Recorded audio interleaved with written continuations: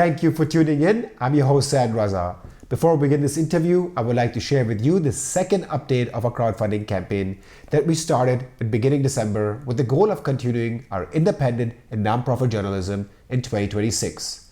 To provide you some context first, in last year's campaign, we managed to raise 62,000 euros thanks to 2,200 donors. And in this year's campaign, due to increased costs as well as a difficult economic environment, we are aiming to raise 80,000 euros by January 9th. So let's get to the second update of our crowdfunding campaign. As of December 18th, we've managed to raise 29,000 euros thanks to 800 donors. Compared to last year, we managed to raise 22,000 euros at this stage of our crowdfunding campaign. The campaign started off strong but has slowed down. With this amount, we'll be able to operate until June of next year. However, if we attain our target in full, we'll raise enough funds in order to continue until next year's crowdfunding campaign. If just 5 to 10% of our 166,000 donors donate 5 to 10 euros today, we'll be able to reach our target with ease. On the screen now, you will see a PayPal QR code appear. If you take your cell phone now, scan that code with your camera, you'll be able to donate to us immediately. For more detailed information on our crowdfunding campaign, our past work, the challenges and costs that we faced this year, as well as how you can participate in our campaign, you will find out in the description of this video below. I thank you for your support and your generosity. Today, I'll be talking to Scott Horton, who is the editorial director of antiwar.com and the director of the Libertarian Institute. He's considered one of America's leading non-interventionist voices and has written several books, the latest being Provoked: How Washington Started the New Cold War with Russia and Catastrophe in Ukraine. Scott, welcome back to the show. Thank you for having me. Good to be with you. I want to begin with Ukraine and the intensive talks that took place this week in Berlin aimed at finding a path towards ending the war. Over the past weeks, US and Russia contacts have quietly resumed. And against this backdrop, US envoys met with Ukraine and European leaders in Berlin, with German Chancellor Friedrich Merz playing a leading role. The discussions focused on the US-backed peace framework, which was initially drafted as a 28-point plan and later revised to around 20 points following the consultations with European and Ukrainian partners. The Berlin talks did not result in a ceasefire or a signed peace agreement. Instead, they centered around the broader framework, emphasizing security guarantees for Ukraine and continued Western support. This includes the idea of a European-led multinational force, with the United States potentially playing a monitoring or verification role. European leaders also stressed that territorial questions would only be addressed after credible security guarantees are in place.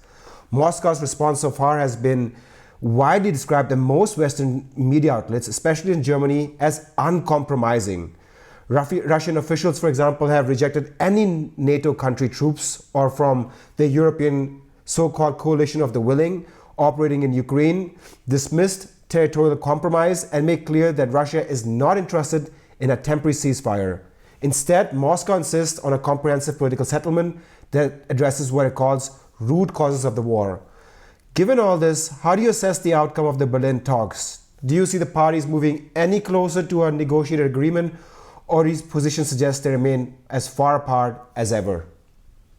Yeah, I think as suggested in your question, it doesn't sound like they're getting much closer, although I really have to give the Trump administration credit for trying this hard and staying at it. And I guess you have to imagine, right, that they're getting some kind of positive response in the conversations, that it's worth continuing to try. I don't know just how stubborn or just how intransigent the Russians are being in the talks. And quite honestly, I'm spread way too thin these days, and I'm not up on all the latest reporting, and especially from all the European papers about the leadership in the countries there. But in the way you describe it, I can't imagine the Russians signing on to a deal that says, yes, they'll agree to essentially, right, de facto NATO security guarantees for Ukraine first, and then we'll decide where the territorial lines are going to be drawn second, something like that. I mean, that sounds completely crazy. It sounds like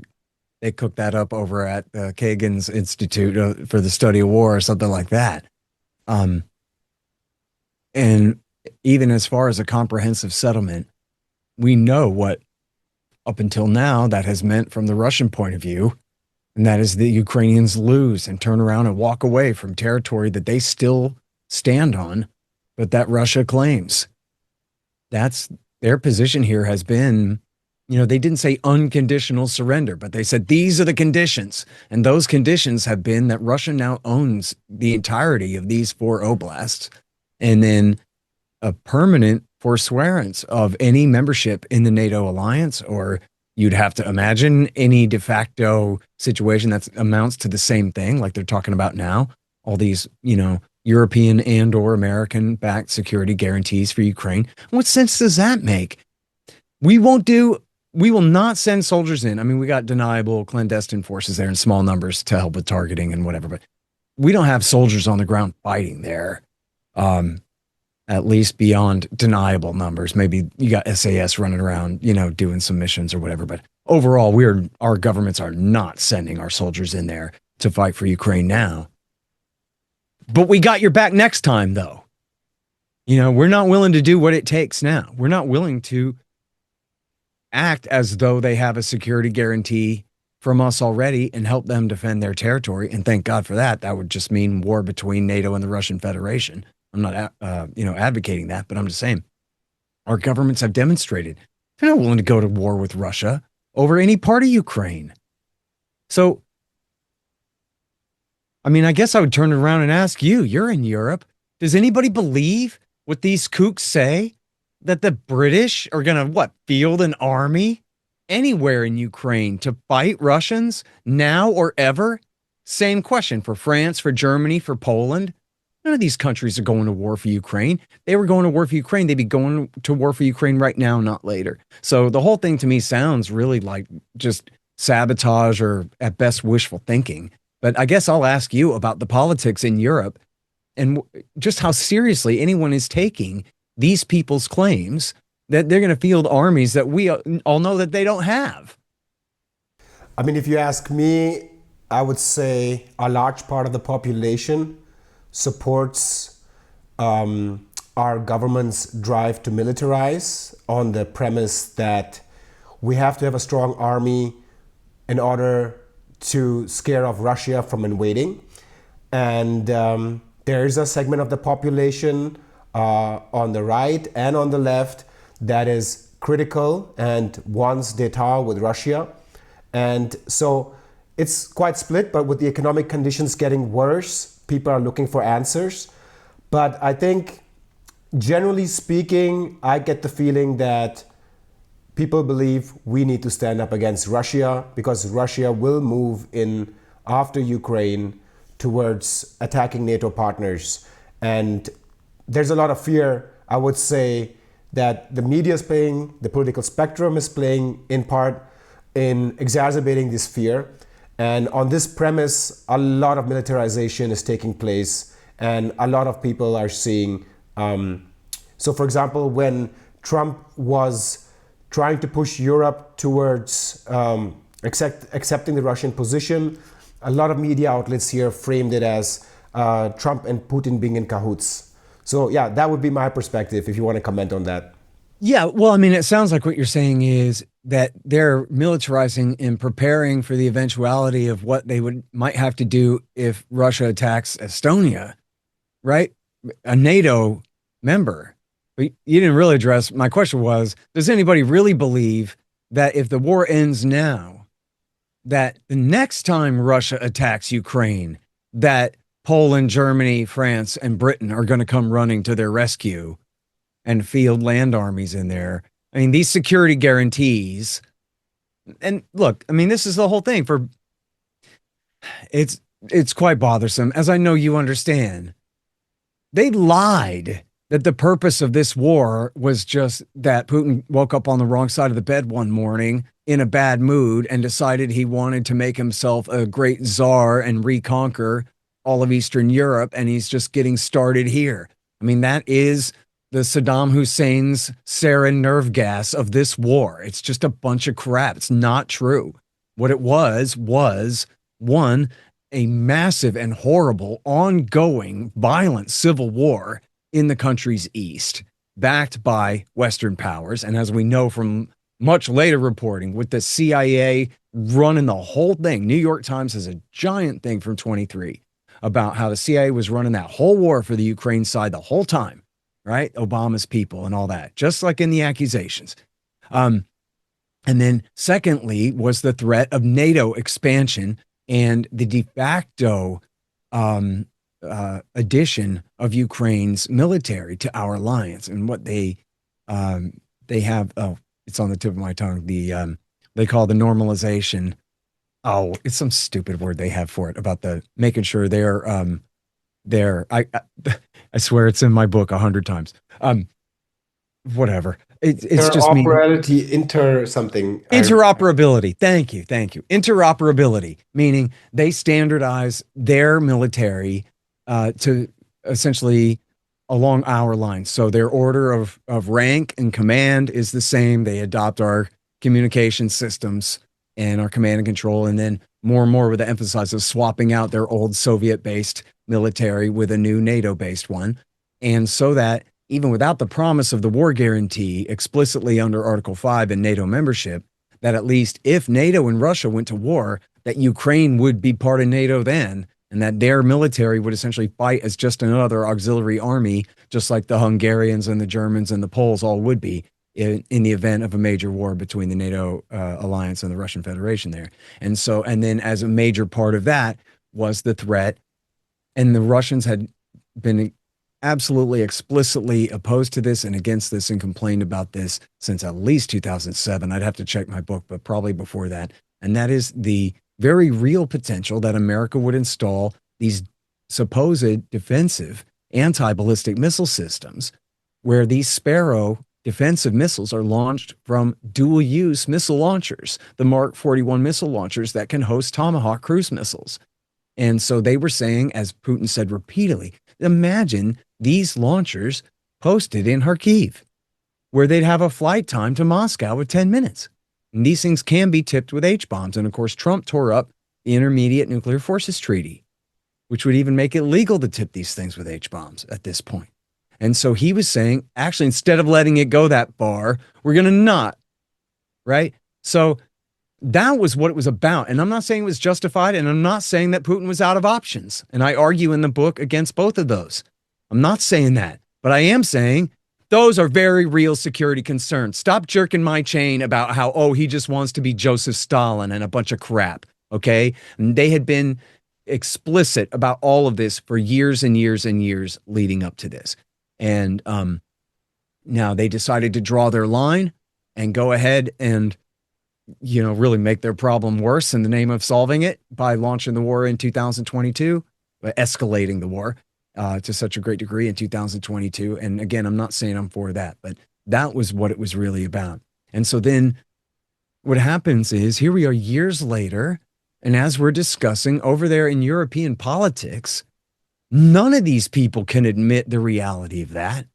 So they're all stuck on stupid. They're all stuck on essentially the lie that they told in the beginning as their alibi for why this wasn't their fault, for their ham-handed policies that had resulted in this horrible reaction, even as well predicted by leaders in the West for so long. And so now they have to, yeah, well, now that we know Putin just wants to reconquer all of Europe, come on, guys, we got to hold the line. And then, God dang, how are you supposed to negotiate an actual peace here, where what we really need is for Ukraine's constitution and for a NATO and U.S. signed treaty to say that, no, we're not going to bring them into NATO. They're not going to join our alliance. We're not going to station military equipment in their nation and all of that. Now, when Putin proposed his treaty in 2021, he even said, and you got to move your missile launchers out of Romania and Poland too. Well, you know what? He was right. That was what Bill Clinton had promised in 1997, was that when we expand NATO, still, we swear we're not going to put military forces in the new NATO countries in Eastern Europe. And then George W. Bush broke that promise, and Barack Obama and Donald Trump, they broke that promise. You know, Trump probably never even heard of it. Bush and Obama sure knew what they were doing. But you know what? Like, that was probably in there just to be negotiated away. You know what I mean? As like, well, maybe not. But What they refused to do was sit down and negotiate that treaty in good faith.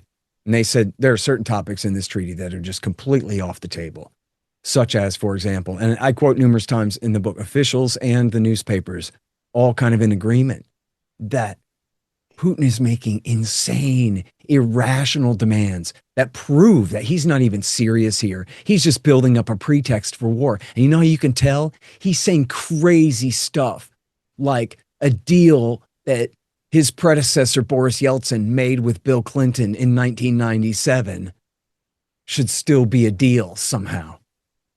Isn't that crazy? As though 1997 was 1897. And we've been through 2 world wars and a Cold War with communism and a Bolshevik everything since then.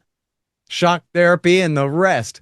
No, this is just, in recent times. And it was a solemn assurance, although, as I show in the book, they knew they were lying all the time. And Bill Clinton, as quoted by his friends, Bill Clinton mocked the Russians for believing them and said, ha, ha, ha, yeah, this is the deal until I wake up one morning and change my mind, he said. Speaking of waking up in the morning on the wrong side of the bed and changing your mind, that was Bill Clinton, his own words describing his own attitude about what that deal meant to the United States. Let me put forward a critical perspective that you voiced about Trump's efforts, that he's trying his best. And this sort of perspective is argued a lot in the independent leftist journalistic media networks. They argue that much of the current diplomacy around Ukraine, including the recent Berlin discussions, amounts to political theater rather than a genuine push for peace by Donald Trump. And the claim is that if Trump was truly determined to end the war quickly, Washington would apply far more direct leverage that it has at its disposal. For example, by threatening to withdraw from NATO or cutting off complete intelligence support to Ukraine. After all, Europe still depends heavily on the United States for its security. Instead, they suggest that this process serves an important domestic political function, particularly for Trump, by allowing to project an image of being focused on peace, which resonates strongly with significant segments of his MAGA base, which played a huge role in bringing him in power and which are skeptical of prolonged US wars. These critics also point to what they see a contradiction, for example, the US military escalation in Venezuela, which we will discuss later in this interview. They further argue that the US military industrial complex is profiting heavily from the Ukraine war, as European partners are increasingly purchasing weapons directly from the US military industrial complex rather than receiving them as aid from US taxpayers. So what is your perspective? Do you think Donald Trump can be really trusted as a serious broker for peace? Well, look, I think the guy you're quoting there is sort of oversimplifying it. The question is not whether he's sincere in trying to reach a peace agreement here.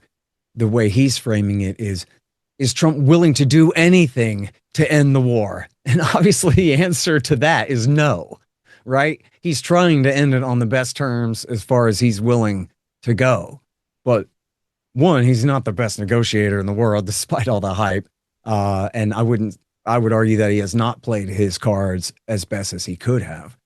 But no, he's also not willing, for political reasons in the United States, to simply turn Ukraine over to Russia and just, as that guy put it, essentially just side with Russia against Ukraine and Europe and just tell Ukraine, you're beaten, you're whooped, and just take it. For political reasons in America, he might as well shoot himself in the head. That he can't do that, right? It would be, imagine if America had been given not supporting Israel, but had been supporting the Palestinians, but just enough to keep them in the fight while they keep losing and losing and losing for a few years.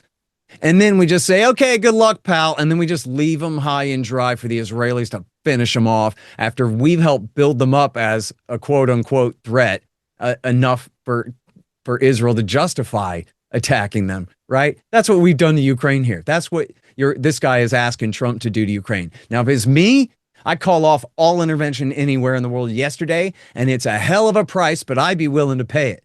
But I'm just saying, Donald Trump, in this situation, even though it was, and he helped, but it was especially Joe Biden who put Ukraine in this position, but it's the United States of America's government that put Ukraine in this position.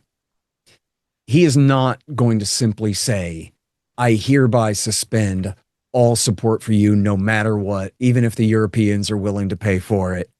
And I'm just going to watch you lose faster and that'll end this war. He's not going to do that.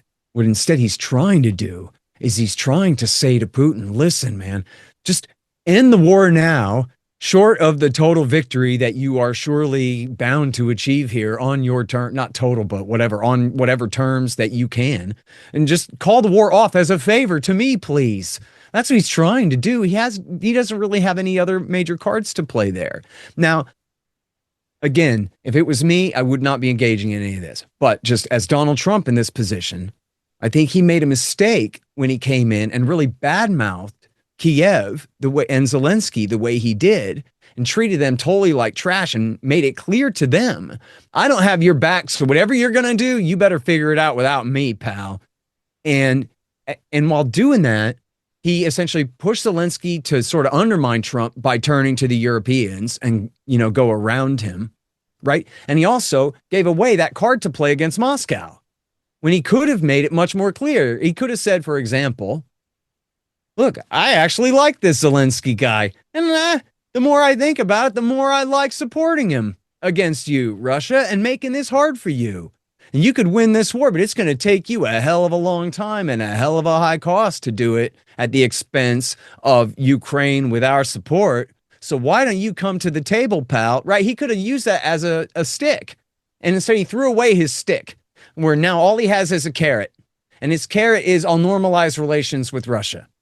But as you know, and I know, and everyone listening to this knows, and the guy who wrote that comment that you just quoted knows, that Trump's he's the best guy on Russia in all of Washington, D.C. No one in Washington agrees with him about this. No one at any think tank agrees with him about this. No one at the State Department agrees with him about this.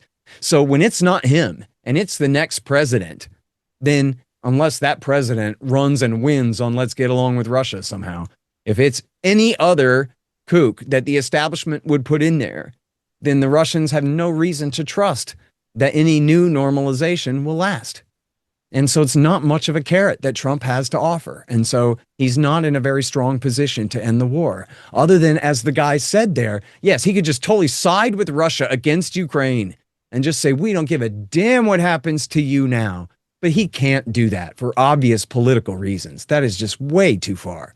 And so it sucks because, as I guess we must have talked about the last time, is sort of underlying this whole conversation here, is that Russia is winning the war slowly, and Ukraine is losing it slowly.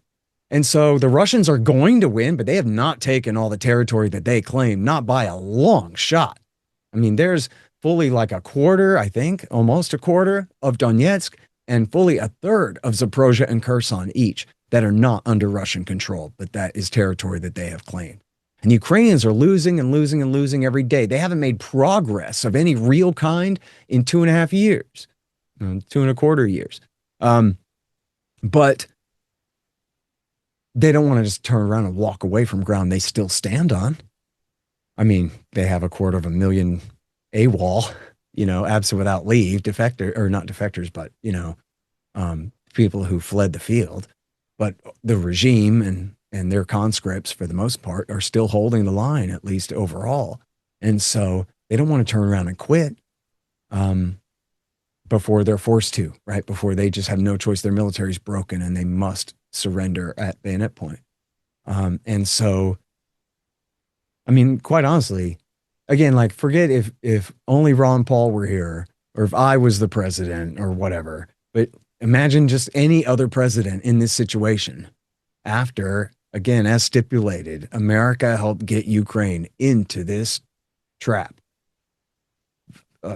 It's a pretty bad look. And you know what? Like, the government in Saigon and the government in Kabul, I mean, they were just sock puppet fake regimes. You know what I mean? Like, there were some Catholics in the South who supported the regime, where a very small number of people.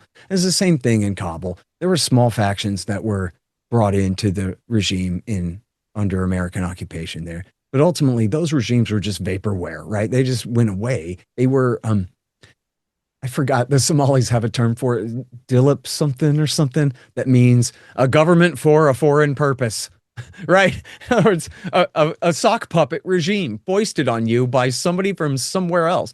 Well, that's not the case here, right? I mean, America did a regime change there, but the it was a coup. It wasn't a total overthrow in a war, right? It was a coup, and the same regime, whether it was the current president or his predecessor, Poroshenko, the same overall Kiev regime has been firmly ensconced in power since 2014. And overall, it's the same government since 1991, right? And so if America stops all support for them, they don't just evaporate and go away like the Ashraf Ghani regime, hop on a helicopter with a bunch of gold and flee. They hang in there for a while still until the Russian government finishes destroying them. And yes, it would be faster if America called off all support, but it would be the ugliest damn thing. It wouldn't be anything like what Richard Nixon called in Vietnam, the decent interval, where we leave and then everybody has a chance to look away. You know what I mean? Like it would be, well, I guess it would be some of that, but it would be an absolute grind. No one would be able to look away, right? It would be an absolute horror show between the time that we completely abandon Ukraine and the time the Russians take Kiev, and just, I don't know, politically, I think it'd be very difficult for them to do that. In Vietnam and in Afghanistan, ultimately, they had no choice. I mean, look at, Vietnam was longer ago, but look at Afghanistan. Why did they leave Afghanistan? Because the Taliban won the war and they lost the war. That's why. They had a ceasefire for a year and a half before the withdrawal, so you might have confused it. But what happened was the Americans and their puppets across the country did not have a regime. The Afghan national government didn't really exist. It was the Islamic Emirate of Afghanistan from like 2011 on, right? Like the Taliban won. We lost. We had to go. And only after we lost did we go, right? And so I think the same kind of logic applies here, unfortunately. Let's take a step back from the current developments and look at the broader historical context, which you've written extensively about in your book called Provoked: How Washington Started the New Cold War with Russia and the Catastrophe in Ukraine. When people look back, one of the most frequently discussed missed opportunities is the negotiations between Russia and Ukraine in March and April of 2022 in Istanbul, Turkey, right after the war broke out, which the mainstream media largely ignores whenever Ukrainian peace negotiations become a central focus. From your perspectives, what were the most significant windows of opportunities the West had to pursue peace in Ukraine? And which of the moments could have produced the best possible outcomes for Ukraine as compared to today? And also, as just a side question, do you think the West has actually ever been interested in securing the best deal for Ukraine? Well, there's a lot there. I mean, I guess I would say this, that going back, as I show in the book, from the beginning of the arguments over whether to expand NATO or not in the 1990s, there were skeptics and hawks who said, boy, well, like the skeptics would have said, oh yeah, well, what about when it comes to Ukraine? You're really going to bring Ukraine into NATO? And what about all the ethnic Russians in the East? You think the Russians aren't going to do anything about that? That conversation is going on in 1994, 1995, 1996 in this country, right? And on the Hawk side too, they would say, when it comes to the far Eastern European countries, like the Baltic states and especially Belarus and Ukraine, well, that would be a whole other matter. We're going to have to play those cards very carefully because of the massive conflicts of interest there and all of that. The Russians have what is called by one author. I'm sorry, I have. What's his name? I never give him credit. Sorry, it's David D. Layton. David D. Layton has this book called Identity Information. And he calls all of these Russians that were sort of left behind, he calls them the beached diaspora, right? Like beached whale or something like that. The Russian Empire, the Soviet, AKA sort of kind of Russian Empire, receded, and all these ethnic Russians were left behind in these other nation states like Estonia, Belarus, Ukraine, Kazakhstan, and others. So then the question is, well, what happens to them? And so some of them came home, back across the line, and then for those who stayed, then the question was, well, are their rights protected or are they under threat? Because if they're under threat, you're at least giving Moscow the excuse to intervene. I mean, that's what nation states are, right? Allegedly, they are our security forces. And so you give, and in fact, I quote in the book, the great Alexander Solzhenitsyn, the great Soviet dissident. And he made the perfect analogy for, and I think you Europeans will understand this. He says, imagine the American empire fell and the USA lost everything west of the Mississippi River and the southwestern United States went back to Mexico. But then they started outlawing Protestant churches and persecuting the Anglos, right? Well, then that would be a whole other problem. And what do you think Uncle Sam would do? What do you think Washington, D.C. would do then? They would come and then intervene on the side of the whites of North Texas or whatever, if you take that analogy, right? So it's the same kind of thing here where we're at least creating that, well, there's a potential for that situation. And they knew that all along. And I make a special point in Provoked to show, never mind the critics, although when I quote the critics, I don't quote like the greatest heroes like Ron Paul and Pat Buchanan that much. I quote very mainstream academic experts and members of the Council on Foreign Relations and State Department officials and all of these men themselves, and including, I think, probably the most famous American foreign policy grand strategists of the later 20th century and the early 21st century, Zbigniew Brzezinski and Henry Kissinger from the Council on Foreign Relations, both of them Rockefeller's men. Henry was Nelson Rockefeller's guy, and Zbigniew was David Rockefeller's guy. But they basically represent that centrist foreign policy consensus. And both of them were hawks on Russia and hawks on NATO expansion. I think Brzezinski was worse because, well, I don't know. They both were, of Eastern European heritage. Both of them very hawkish and both of them very much in favor of expanding NATO. And yet both of them proposed years before all this came to a head that we need to have a special dispensation for Ukraine. We had a deal in the old Cold War with the Soviet commies that will treat Austria and Finland as neutral. And neither one was occupied by Soviet troops or NATO troops. And neither one, well, actually, the Soviets did occupy Austria until the late 50s, but they finally withdrew. And they allowed Austria to be independent. They were never forced to join the Warsaw Pact alliance with the Soviet Union, and they were treated as neutral. And so this became known as the Austria model. And all of these wonks from all of these think tanks, they all would say this. Again, Brzezinski and Kissinger among them, but also Ken Pollack, who is like a Brookings Institution, Hillary Clinton type, who helped lie us into war with Iraq, helped consolidate liberal consensus for the war with Iraq back then. So he's like a liberal hawk, Hillary Clinton type. And he said, boy, in 2018, he had this whole proposal for a new security architecture for Far Eastern Europe, the Visegrad states in Far Eastern Europe and all of this. And one of the main things was we're going to go ahead and forswear NATO membership for Ukraine. W. Bush made a terrible mistake in promising NATO membership to them back in 2008. Should have never done this. Here are chances to fix it. And then so there were example after example like that throughout the time. European officials and American officials, State Department wonks, the diplomats stationed in the embassy in Moscow, all of these people over the time, or not all of them, but many different ones over the time had warned that we have to figure out a special deal here along these lines. As I mentioned, that Ken Pollack, when he put out his study, it was like a little monograph that he proposed all of this in 2018. That was at the height of the Russiagate hoax hysteria, right? Where anything like that he is proposing would have been considered treason if Trump had taken it seriously. And so it was just dead in the water. Nobody wanted to hear it. It was really unfortunate. But it goes to show that they all knew better. And they all knew that, boy, this is going to be a bridge too far for the Russians. This is going to cause a massive reaction against them. Brzezinski had even, in an interview with Voice of America Ukraine, had scolded the Ukrainians that if you guys can't forge a consensus that you want to do this inside the country, then how the hell are we supposed to bring you in?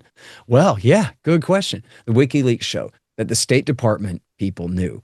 Public opinion in Ukraine is terribly divided on this. Their solution, let's launch a massive propaganda campaign to change everybody's mind instead of recognizing that, boy, this is not going to work. It's going to cause a major problem here. Imagine, well, forget the analogies, but so anyway, there's plenty of warning like that overall. And by the way, I mentioned the Baltic states. They are right on Russia's border. But the history there, and it's much more complicated. I don't know. It used to be the Lithuanian-Polish Kingdom Alliance and whatever like that. But the Baltic societies have been very different from Russian society for a long time. And wherever exactly you want to draw those lines, I don't know. I know there's a very Russian city in eastern Estonia, for example, and heavy Russian population, I believe, in Lithuania as well. And so exactly where you draw those lines, I don't know. But like Lithuanians and Russians are different peoples with different histories and different. I think probably even the Lithuanians are Catholic. That's a stab in the dark there. I could be wrong about that, but they're very separate in a way that Ukraine had been a province of the Russian Empire for 300 years nonstop. And as it's just literally true. I don't care. Like, whatever. It's just, it is what everybody knows. Everyone knows. Hell, you're in the middle of Europe right now. You know, all these lines have been drawn and redrawn in battle a million times over the centuries and all of that. So what we now call Western Ukraine was Eastern Poland up until just the Second World War. Galicia and Volhynia. And then, you know, they had been part of the Austro-Hungarian Empire before that. And where what's now Novorossiya, which is the land we've been talking about, the Donbass, and then Novorossiya is Zaporozhye and Kherson, and of course the Crimean Peninsula, that had all belonged to the Russians since the 1780s, the same time that the United States of America was first being formed in the aftermath of the revolution against Great Britain. And so this was for people who knew what they were talking about, including, as I show in the book, senators debating this on the Senate floor in 1997. In fact, even Daniel Patrick Moynihan, who was known as a hawk, who was very close to the neoconservative movement, said, boy, we don't know what we're messing with all these ancient ethnic conflicts over there, man. This is dangerous stuff. And was shouted down by guess who? Senator Joe Biden, who knew better, right? So that's the background to all of this, is that they knew better all along. The hawks did. The implementers of the policy did. I got all these quotes of Barack Obama. Sounds like a peacenik. Like he's not the commander-in-chief in charge of all these operations, right? Like, geez, I profoundly disagree with you, administration of mine. Well, what? Like, and then, but he does what they all say anyway, supposedly, you know? But then you listen to him talk about it. And for example, in an interview with Jeffrey Goldberg, in the aftermath of the loss of Crimea and all that, and this is partially Jeffrey Goldberg paraphrasing him and partly direct quotes, but everybody can read it. And he got along with Goldberg just fine in good faith. It was their fifth or sixth sit down long form interview together kind of situation. And he just says, look, Jeffrey, Ukraine is a vital interest to Russia. It's not a vital interest of ours. Like, for example, they might well invade that place. Are we really willing to put our troops in there to fight them off? Of course not.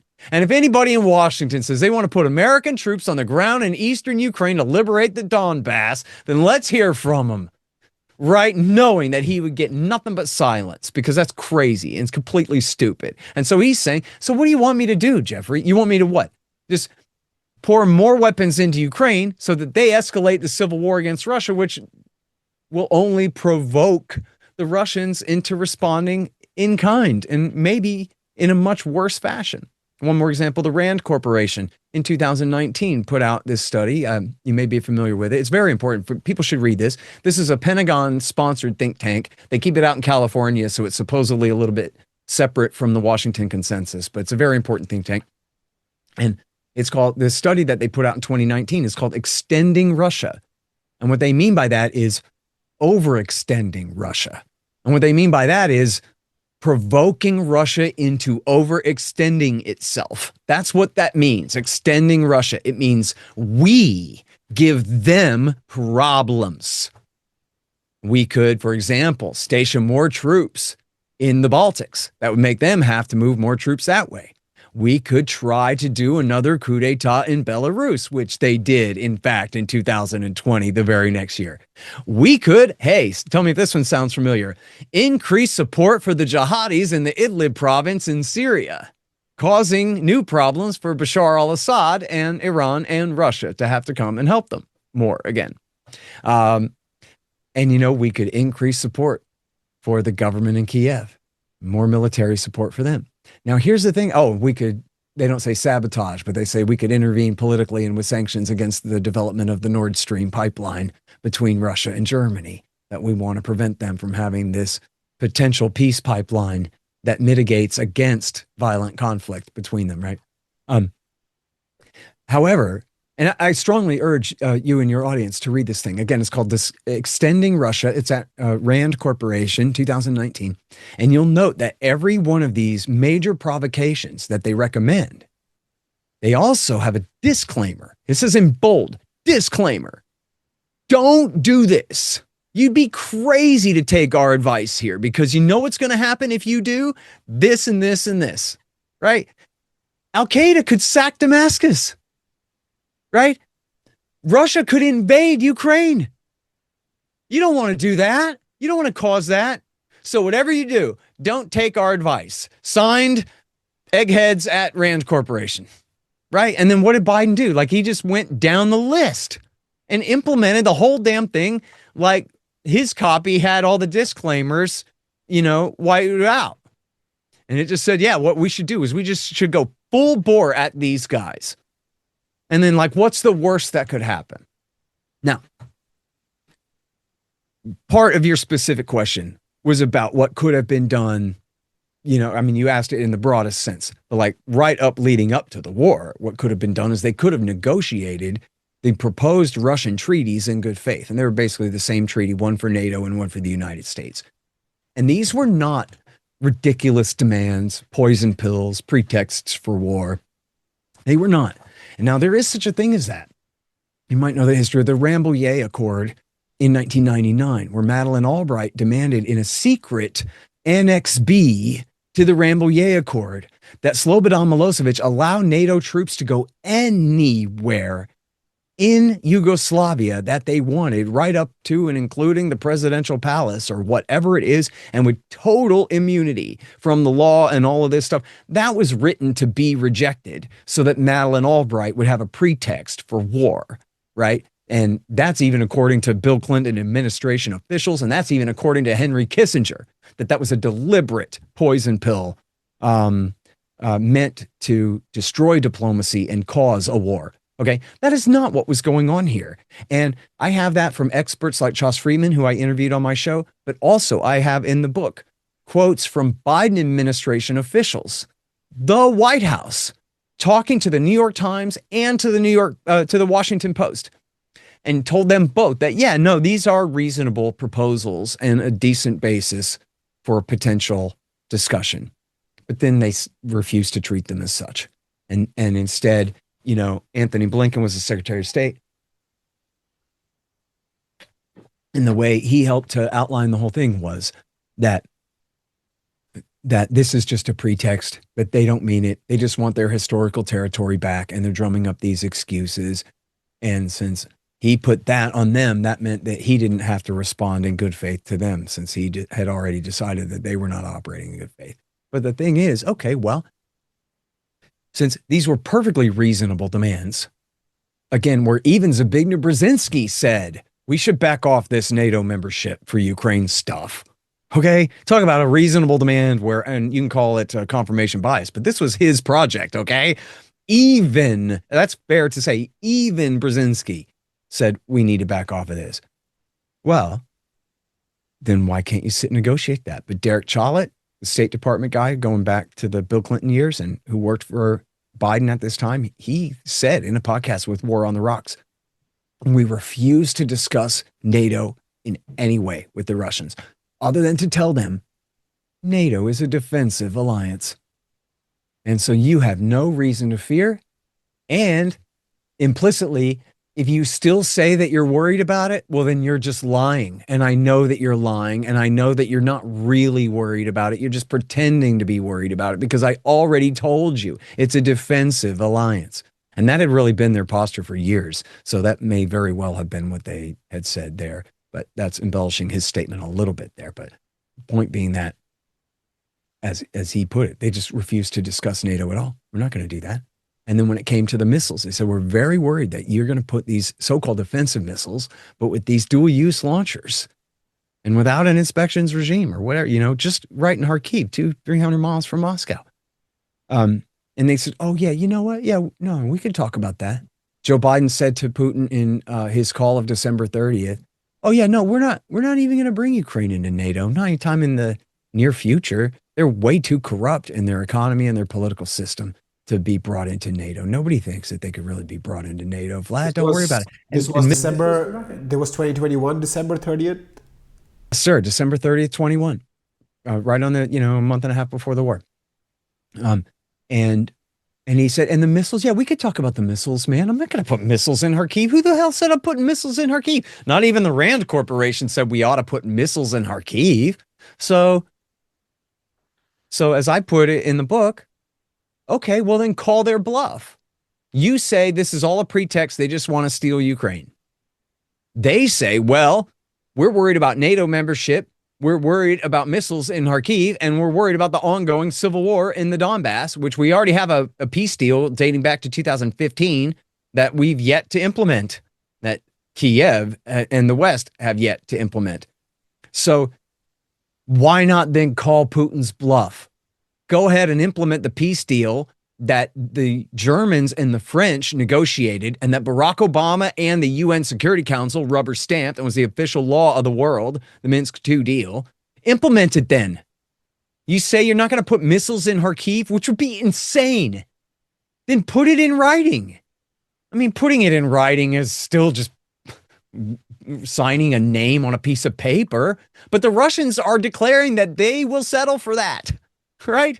Give me a real ass promise on paper. Nope.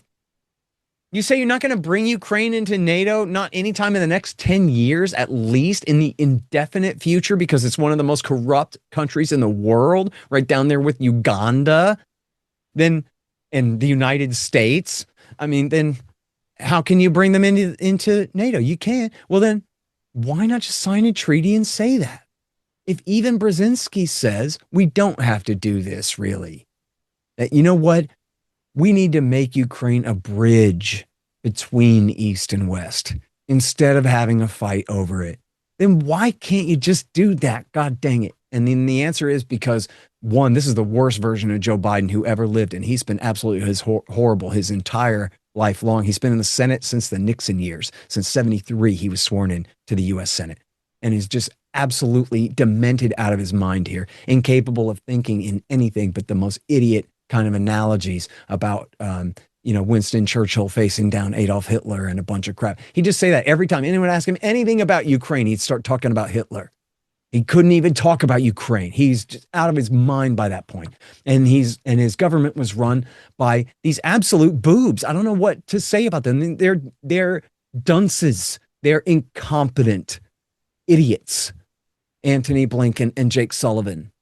These are not capable men. They're just the guys that got the job. And what they thought was the right thing to do here was just completely nuts. And in fact, oh God, forgive me my footnote, man. I swear I've got what Biden's got right now. But I'm sorry, I don't remember who quoted him, but someone quoted him. Maybe we can find this. Someone quoted just recently, someone said that Jake Sullivan told him in December of 2021 that land wars in Europe are impossible. They're a thing of the past. In other words, from his point of view, the absolute maximum we have to deal with here from the Russians is a bluff. They don't mean it at all. Now, I idiotically, and to my embarrassment still, thought that war could be avoided at that time. But it wasn't because I thought that Putin didn't mean it. Are you kidding me? No, man. I got it wrong because I thought that Biden would have Ambassador Burns, who was then the CIA director, but who had been the ambassador to Moscow for 20 years or whatever, and had been the highest ranking guy going back decades to the Clinton. He served under Clinton, Bush, and Obama. And I thought that Biden would have Burns go and find a way out of this, settle this thing.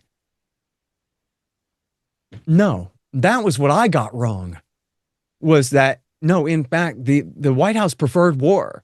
Now, they warned the Russians, you better not do it. And I think they meant that. But they were not willing to negotiate to prevent the war. They were not willing to negotiate in good faith. They did not negotiate in good faith to prevent the war. They had two ways to prevent the war. One was warning them, you better not do it. And two was taking advantage of the opportunity, getting the war, baiting them into invading, and then dragging the war out as long as they possibly could and making the Russians leave in humiliation, in a strategic defeat, like happened after the Afghan war in the 1980s. And they left with nothing in 1989. And look, dude, it's my fault. Like, I was wrapping up my book about the Middle East at the time. Or no, it wasn't. It was the audiobooks, that damned audiobook of Enough Already. It took me like the whole year to do. And I was trying so hard to wrap it up in December of 21. And I'm usually not the day in, day out guy. I'm usually better at longer surveys of things from a few months ago and whatever, kind of deal. And I just was not looking carefully enough at the Post, the Times, and the Journal, as I should do every single morning, as we all should do. They're liars and their reporters are horrible. But this is who the government talks to. You have to read the Post, the Times, and the Journal. You have to. And I wasn't doing that. And if I had been, as I found later when I went back, if I had been, I would have found all of these citations of these guys saying, yeah, we're going to do them like Afghanistan. It's going to be so great. And this was the phrase strategic defeat. Now, this came up again after the war. They went ahead and launched the war. And then the war actually succeeded in bringing Kiev to the table, just like it was meant to do. And they were negotiating at Istanbul. And they didn't have like a final deal, but they were working towards one. And they both wanted one at the time. And famously, and this is according to not just Ukrainian media, but officially pro-Kiev, pro-Western Ukrainian media. It's Ukrainska Pravda, which is supported by the National Endowment for Democracy, which is owned by Dragon Capital, which is a George Soros fund. These are the empire's guys, okay? They are the ones who reported first. Boris Johnson came to town, and that was the then Prime Minister of Britain, and sabotaged the peace negotiations. Now, I don't know if you know this, but this is a huge development. I don't know. It's pretty huge enough. You can read about it on antiwar.com today. We have an article by Brett Wilkins about it. You can go on Rumble. Everybody, here's your search terms. Rumble, Vovon, and Lexus. Those are the Russian prank callers. You know those guys? Vovon and Lexus. And then Amanda Sloat. Amanda Sloat, S-L-O-A-T. Okay? She worked for Biden. She was the head of European policy on the National Security Council. Now, Vovon and Lexus are, I think they were, I don't know if they still are, they were like a morning radio show, I think, in Moscow or something. And what they have succeeded in doing numerous times is fooling American and other Western officials into admitting the truth to them as they pretend to be Petro Poroshenko or Volodymyr Zelensky or whoever, somebody working for him. And then they just spill their guts and say crazy things. Like George W. Bush. They got George W. Bush to say, oh, all those promises not to expand NATO? Well, that was James Baker. And he was the Secretary of State back during my father's presidency. And I mean, that was a long time ago. Which is, yeah, again, American promises, they got a shelf life, man. You better look out for that. And then he's also the one who had Poroshenko admit that they never meant to implement the Minsk II deal. They were just biding their time to build up their forces and other things like that. They've succeeded numerous times in getting American officials to make very embarrassing, candid admissions about their policy here. Well, this time they got Amanda Sloat. And I caution you that the footage is edited. And you can tell, I mean, what the hell? You can't fake it. You know what I mean? So they make their edits very clear that, like, oh, all of a sudden the footage zooms in and zooms out and changes. So you can tell that there's a cut between the question and the answer, or even part of the answer and the other part of the answer. So you have to be careful about that, right? They don't release like the whole unedited thing to examine, but you can watch a long version of it still. And the relevant parts here are unedited. And they really did get her saying that. First, she says, it could have been negotiated, and we very well may have been able to avoid the conflict.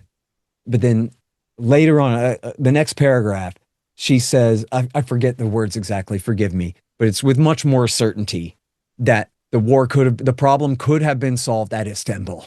They could have ended the war, and they would have, please forgive me, I forget the exact quote, but it's much more certainty on, like, and then that loss of life would have been prevented, that kind of thing. So she's admitting candidly that they refused to negotiate in good faith to prevent the war. And she rationalizes it. She says, my position at the time was I was very reluctant to let Russia have a veto over whether Ukraine can join NATO or not, and whether they're allowed to have a sphere of influence. And we did not want to concede that to them. And then she says, but if we had, then that would have prevented the war. That is, in fact, what the war was about. They knew that at the time. They called you a liar and a pro-Russian propagandist if you said it. But that was the truth, and they knew it, that was what it was about. And they could have avoided the war. And, I have too long of a treatment on this in the book, I guess. It just goes on. It's ridiculous. What they called the open door policy. Now, this was just some made up terminology, right? It's just jargon. It doesn't mean anything. It's just some bureaucrat came up with a phrase in 1999, and they all said, oh, yeah, I like that. Whatever. And then they act like it's the sacred law of the galaxy or something, that if any nation seeks to join the NATO military alliance, that is between that nation and the NATO military alliance only. And no third country's point of view can be taken into account, no matter what. And the way that they phrase this, of course, you can easily imagine the situation. Who here at the table thinks that Russia gets to have a veto over who's allowed to join our alliance? And of course, nobody raises their hand when you put it that way. And that's exactly her words. Well, we don't want to let Russia have a veto over what we do.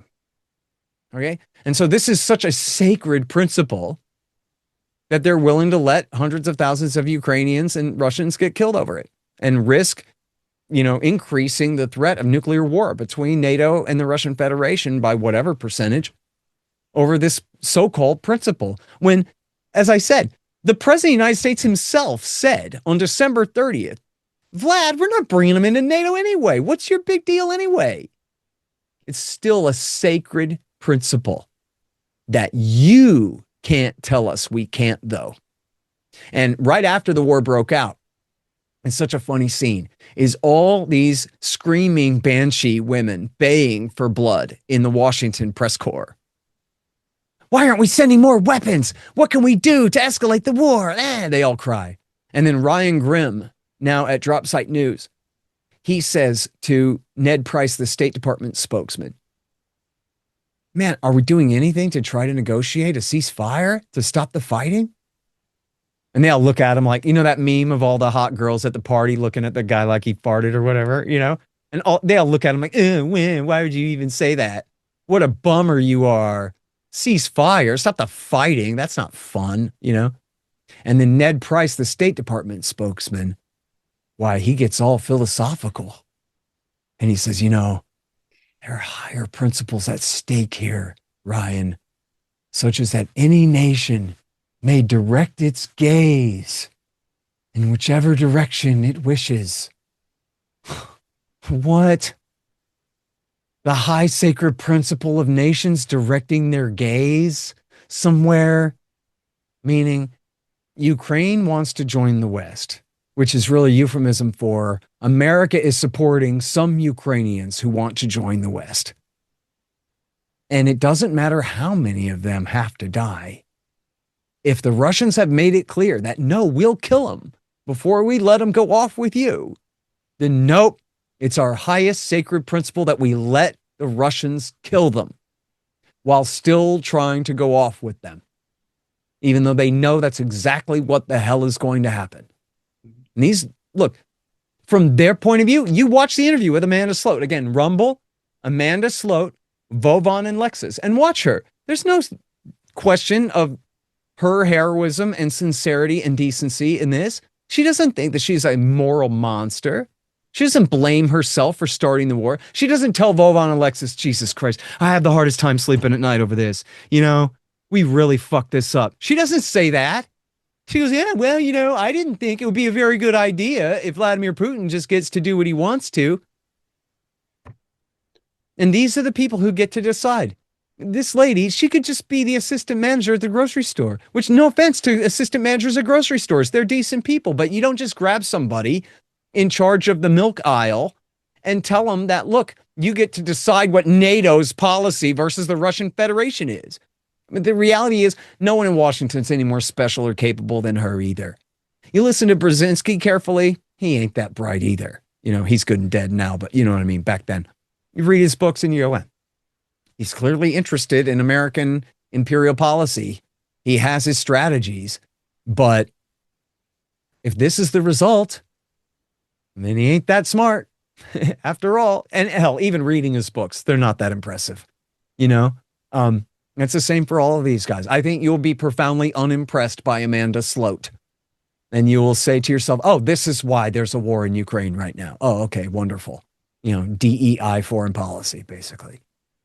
Again, no, sorry, I take that back because it's not a sexist thing. And Blinken and Sullivan are at least as stupid as her, maybe dumber, right? So. Scott Horton, we've unfortunately run out of time. Editorial director of antiwar.com and director of the Libertarian Institute. Thank you so much, and I'll get in touch with you soon for another interview. Okay, great. Thank you. And thank you for tuning in today. If you like the journalism that we undertook in this video and would like us to continue, then be sure to click on the subscribe button below. And don't forget, we're still in a crowdfunding phase and have a long way to go until we reach our target. If we don't reach our target, we will unfortunately have to reduce our capacities for the next year or have to shut off at some point. So please check out the description of this video and find out how you can participate in our crowdfunding campaign. I'm your host, Zain Raza. I thank you for your support and for tuning in. See you next time.